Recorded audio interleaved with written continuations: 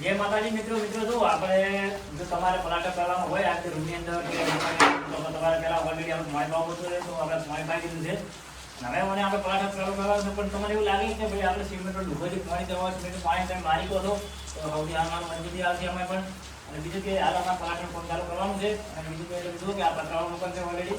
અને આવી રીતે મકાનના વિડીયો જોવા તો અમારે ચેનલને સબસ્ક્રાઈબ કરી નાખજો, લાઈક કરજો અને વિડીયોમાં આ લાગે તો કોમેન્ટ કરતા રહેજો. બીજું કે મિત્રો બને તો મને ખબર કરજો આપણે નાની ચેનલ છે.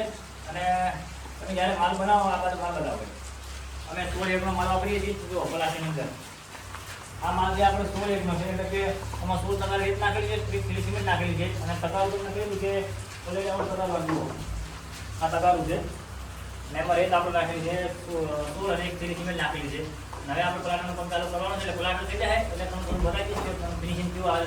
16 એકનો માલ આપણે માલ ફિનિશિંગ આવે છે. અને બીજું કે મિત્રો બને તો સપોર્ટ કરતા રહેજો. જય માતા.